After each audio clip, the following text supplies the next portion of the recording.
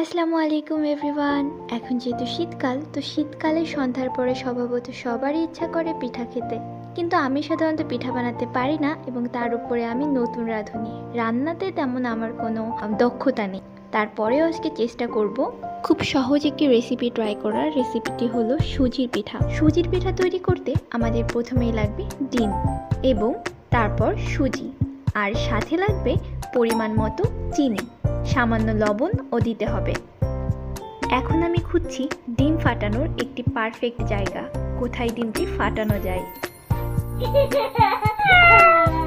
ডিমটি ফাটিয়ে একটি বোলে নিয়ে নিতে হবে এবং একটি কাঁটা চামচের সাহায্যে আমি ডিমটিকে ফেটিয়ে নিচ্ছি।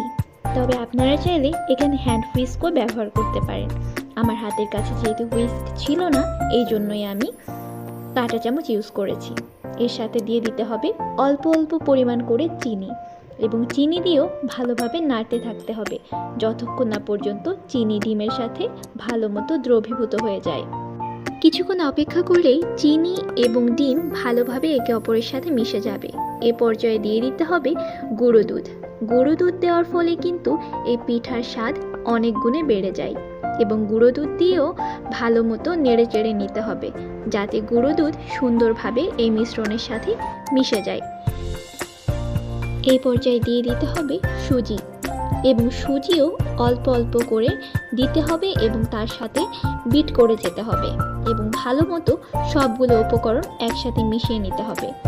এবং একেবারে দিতে যাবেন না, এতে কিন্তু খামিরটা সুন্দর হবে না।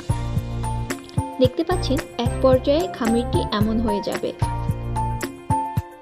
এ পর্যায়ে তেল গরম হয়ে গেলে তেলের ভিতরে পিঠেগুলি ছেড়ে দিতে হবে এবং চুলার আঁচ মিডিয়ামে রাখতে হবে। আপনাদের একটি টিপস দেই, এই বাটারটি ধরার আগে আপনারা হাতে তেল মাখিয়ে নিতে পারেন, এতে বাটারটি আপনাদের হাতে লেগে যাবে না। এভাবে নাড়তে থাকতে হবে। এক পর্যায়ে পিঠেগুলো গোল্ডেন ব্রাউন কালার হয়ে যাবে এবং তখন বুঝতে হবে পিঠেগুলি হয়ে গিয়েছে। এভাবেই তৈরি হয়ে গেল সুস্বাদু মুচমুচে সুজির পিঠা। খুব ঝটপট তৈরি হয়ে যায় এই পিঠা 10 মিনিটের মধ্যেই। আমি একটি পিঠা ভেঙে দেখাচ্ছি।